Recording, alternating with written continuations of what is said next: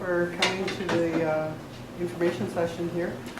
I'm Anna Faulds, and this whole thing came about from me following a vision that I've had for a while now.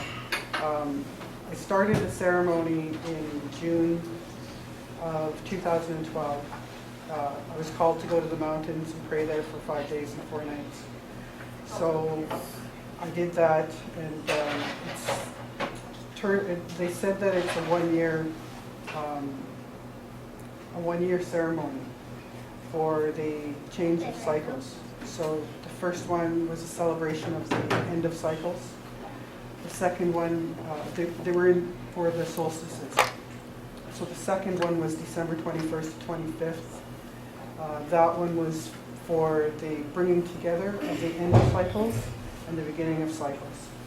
Then I have one last one to do in June 21st to 25th again, and that's a celebration of the beginning of cycles. So that relates to our brothers down south who are the timekeepers, the Mayans with the timekeeping, and that's the end of the 5 cycles and the beginning of a new set of 5 cycles. So while I was there, that's where I was introduced to the Manitou Stone is what I was introduced to it as in a book that I found in the bookstore in Jasper. So I was on a break.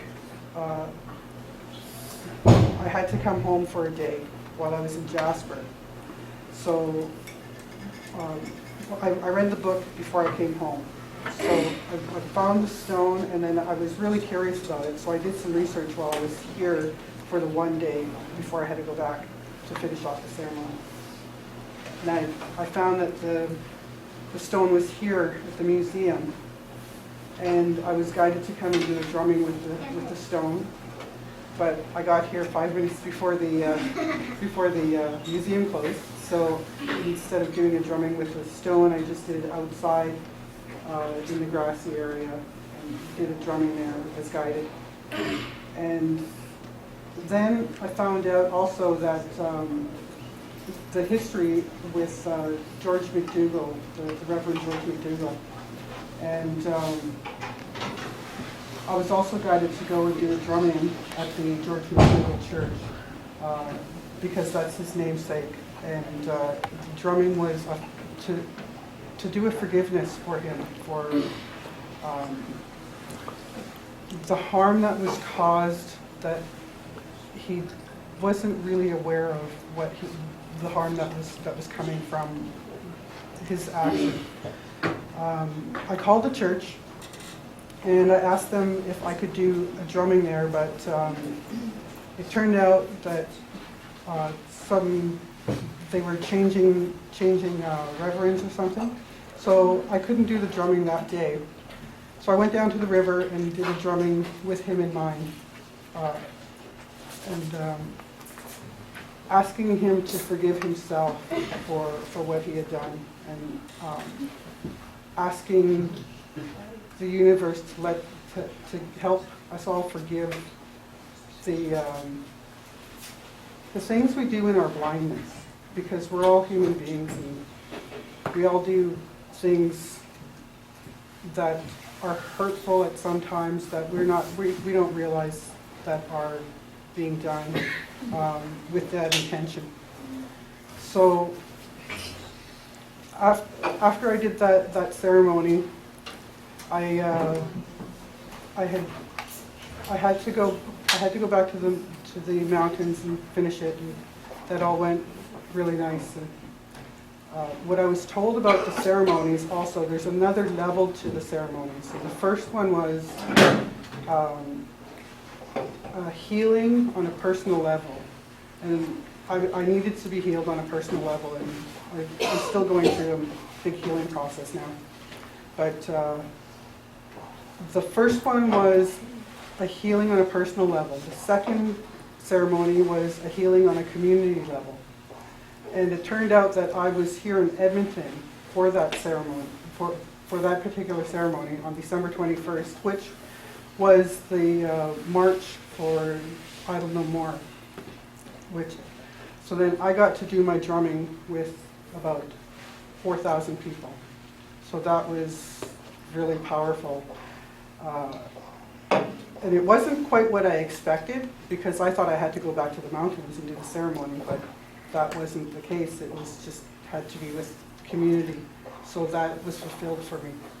And the next one is all of the circle. So that's all representing all of the people coming together. And that's supposed to happen for the last ceremony in June 21st to 25th. And that is how I came about all of this. And when I came to the museum, I asked about the stone. And I was given a report that was done, initiated because of Vincent Steinhauer's work as well. And that was a big contribution to it. I still don't know a whole lot about the stone, and that's why I've called the information session. What I'm told is that it's time for the people to come together and share the information that we have, and to talk about returning the stone back to its connection with the earth and the sky, so that it can, what's the word? Okay, the only words that's coming to me is fresh batteries. So it can be a battery again, to connect the sky and to the earth, and keep that connection flowing. And that's about as far as I've gotten, and bringing this session together so that we all understand more about the stone, and we have a better understanding of what the Peace Rock means and what it means to each of us personally. And I've invited some people to come and speak, and so that they can share their knowledge. I don't see this as the last meeting that we have. There's far more, because there's a lot more people that have information to share. And once we understand each other's view on it and such, then things will happen with it, and it'll be returned to what it was meant to be, as a symbol of peace between all people. So kind of bringing the circle together again in a solid and balanced way. Welcome to the Royal Alberta Museum, and I'll begin also with thank you. Thank you for being here.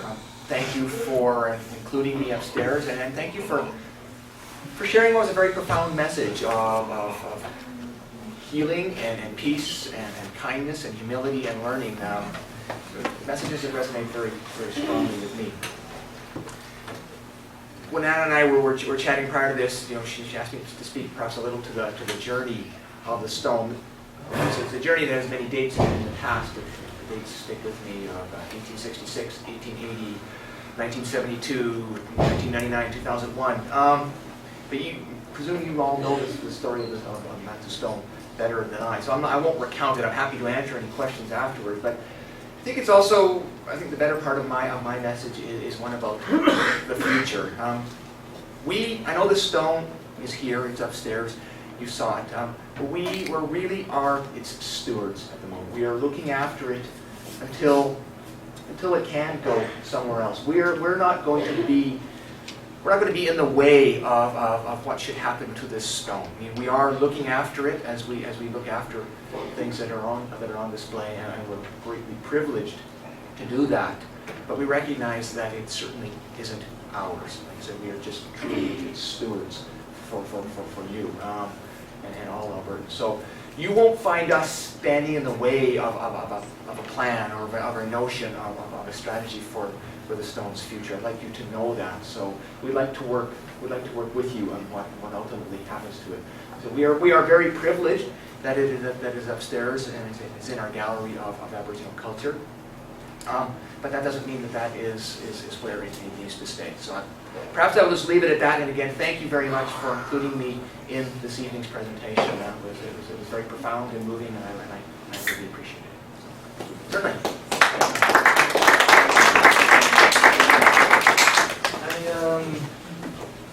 I mean, those dates that you just dated, very good order. I don't know what they mean. Okay, well, then maybe I'm not the best storyteller for it, but as I know the history, the stone was moved in 1866, brought to the Victoria Mission.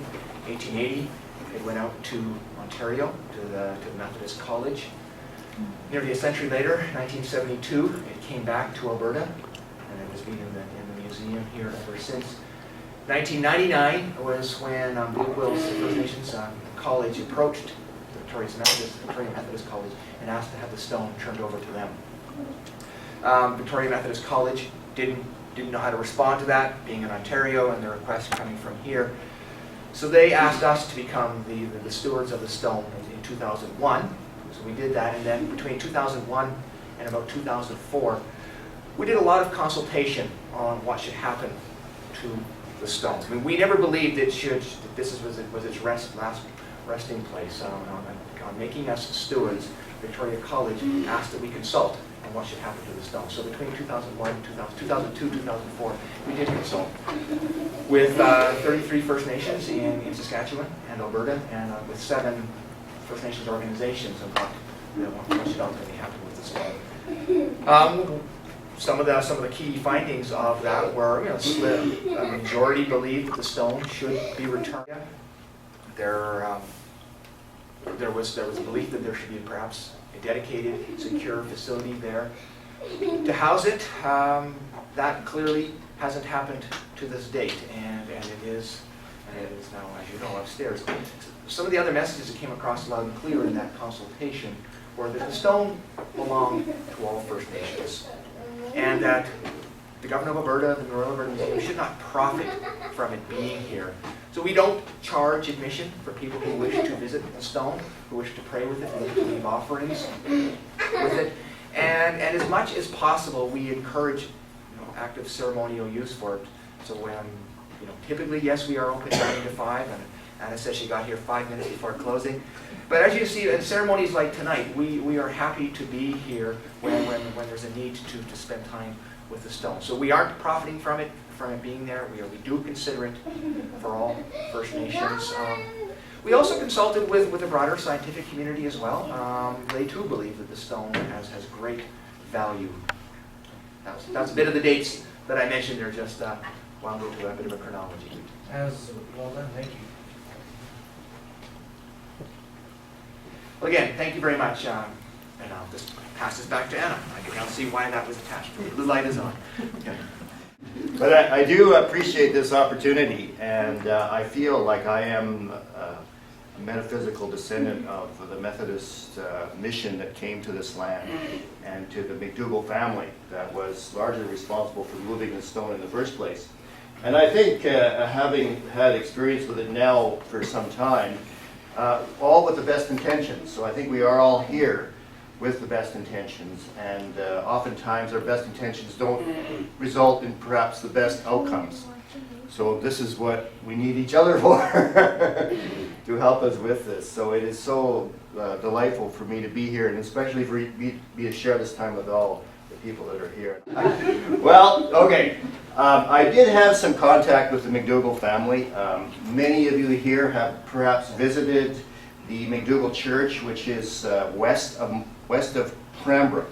No, Cochrane, again to see. It's on the way to Banff if you're going through Calgary. Beautiful church set in the mountains there. That's the very same McDougall family that originally set up their mission out along the North Saskatchewan River, just around Smoky Lake. And so, strong Methodist family, and the legacy lives on today. So how many people in the room are members of the United Church of Canada? Can I see a show of hands? There's a few of them around there, even willing to admit it. I guess I put it in my hand too. So, and you, Dr. Sisk, are a good Catholic, so we don't need to... No, I'm Jewish, and foolish. Okay, so we got representatives from all sectors. But without really overstating it, I think that the Manitou Stone is perhaps one of the most important artifacts that's in this museum. And the reason I say that, because it represents in a profound way the relationship that exists between people within this land. So when we hear No More people like Tana Capo talking about how do we look at Idle No More, we examine the relationship we have with each other and with the land. And to me, it's symbolic of that relationship. If the stone is free and is able to have its power, then it guarantees for us prosperity. In the old days, it was prosperity in the buffalo hunt. These days, it's prosperity in whatever economic way we have of sustaining ourselves. It guarantees peace amongst the tribes, peace amongst the peoples in Canada as the land we have today, and it guarantees health to the community. So to me, that is the profoundly important message of the stone, and us finding a place for it where it can be free to guarantee all those rights for each one of us. And that concludes my political statement. Please vote for me. Vote early, vote often. I heard about this stone when I was really young. And to be here now at this historic moment where we're talking about repatriating the stone moves my heart. It's moved it immeasurably. I had a very good mother, and she taught me it was okay to cry tears of joy.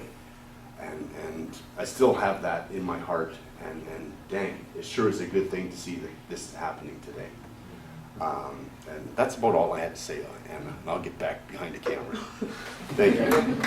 For about 6 months last year, the ravens were squawking at the school over here at McDougall School. Have anyone heard of that? And it was coming to decision time as to whether they tried different methods to be rid of, I guess, the nuisance. And they were there every day squawking, squawking, squawking. And nobody could make sense of it. And then what they had to make a decision over the holidays, the Christmas holidays, as to whether or not to send in the guns. And I got busy, and I don't know what happened, and maybe somebody knows what happened. But that was at McDougall School somewhere up here in the West End. Apparently they left, as far as I know, but I don't know the circumstances. But just after it clicked, someone mentioned the McDougall family. It clicked at why, and perhaps they're interested too, the raven. That's all, thanks. One thing I wanted to put in here is that there were sort of two directions in the early days in the Methodist Church, which, as mentioned, became part of the United Church. One was the McDougall part. The other one was the Steinhauer part. Henry Bert Steinhauer was an Ojibwe from Ontario who first came to northern Manitoba, where he married a wife who was Cree, and then came to this area. Their ministry was much different from what I can find out. One of the things that marked Reverend Steinhauer's ministry was, for instance, when the people went on the buffalo hunt, he went along with them. He thought it was important for him as a spiritual leader to participate in that. A descendant of his, Melvin Steinhauer, who lives at Goodfish Lake on the Whitefish Reserve, has done a lot of research into his ancestors' life and ministry. In fact, he has a PowerPoint presentation and written material to go with it, which he's always happy to present. And there are other members of the Steinhauer family, including Vince, of course, who is the president of the Quill, who are trying to continue the visions of that part of their ancestry. The other thing I wanted to mention, I don't know how many are familiar with Chief John Snow, the late Chief John Snow's book, These Mountains Are Our Sacred Places. He was chief of the Stony people of Morley. And part of the story that he tells is of the relationship of the McDougalls with the Stony people. It's not all what you would call positive. Those of us who have a lot of reconciliation to do and a lot of amends to make because of some of the things that went on there. I went home last week, and I spend most of my time here because I'm one of the organizers for I Don't Know More. And I was telling one of my cousins about stone, Manitou Stone. And his wife told me that the elders used to talk about the stone, and people used to go to it and make offerings there and say prayers. I had invited her to this gathering, but she couldn't make it. I'd like them to tell the story of what she told me, but I'll just let her tell you. I'll invite her next time. My grandmother and grandfathers, they asked me to do things, and I was very surprised when they asked me, they said, "Grandchild, we want you to go and find a rock." And I said, "But how? I'm just a girl. I don't even know anything. You want me to do this, but I don't know how." And I said, "Well, wait. The people will come when you can help you, they'll come."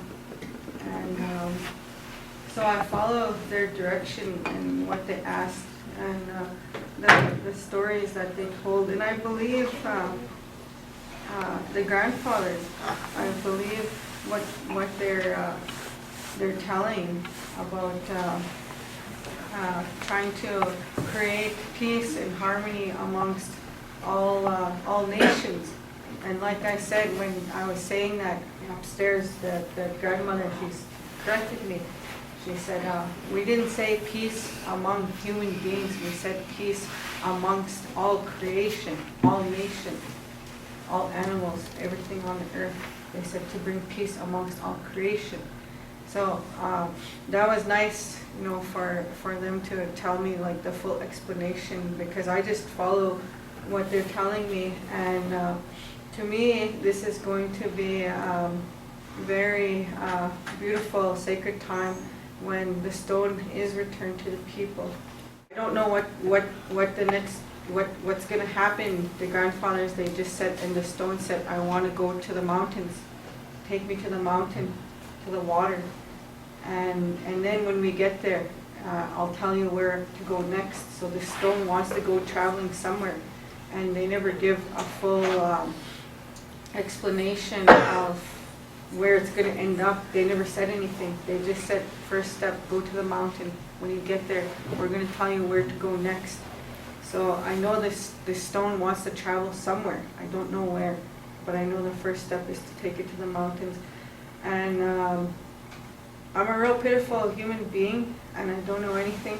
I believe in Creator, and I believe in the greater good, and I've seen many things that are very hard to see in my dreams, and what God shows me, what Creator shows me, and it's hard to see those things, but I know that there's always hope, and this rock is going to bring hope back to the people, to all creation. And so I'm very thankful, and I'm a pitiful human being, but the grandfathers did ask me. They said, "Grandchild, we want you to protect the rock. We want you to take it there, and then we're going to tell you where to take it next." So I'm going to follow through with what they say. I don't know how it's going to happen. I'm following what I'm guided to do. So I'll do my best as a simple human being to take the rock where it needs to go. And wherever it ends up, I don't know. And it's important, I think, that we tell stories because we need to lift each other. I have a vision that I use. It's when the geese fly. They take turns. There's no one leader. That first one's always really having a hard time to break that resistance. But he lifts the next one 30% as they lift each other. They cut that resistance, they say, by 70%. But there's no one leader leading anyone. When he's tired, he goes back. You'll always hear that leader honking in front to encourage them. Behind, keep going. Once in a while you hear distress in the back, start honking. Someone might fall out of that resistance. Sometimes they go down, and they go down with them. Sometimes they can carry on. To get where they're going, it's a long way, but that's how they work together. The stone, I first learned about the Manitou Stone when the consultations were happening. And we had a committee in our church for this province, Justice and Right Relations. And they brought the concern for the stone to our gathering every year at that time. I believe it was in Calgary at that time, that we would offer prayers that the right thing would be happening with the stone. And I'm just so excited to hear about the possibility of people coming together in June 21st to 25th. And I want to say that there's all kinds of support for whatever kind of gathering can happen. And I was just sitting thinking about, because I've been in touch with Anna for quite a few months now, since December, about this, and I said, you know, it's really time that all those nations that were consulted, that they all need to come together. And if there's any way that we can really support that happening, we're with you.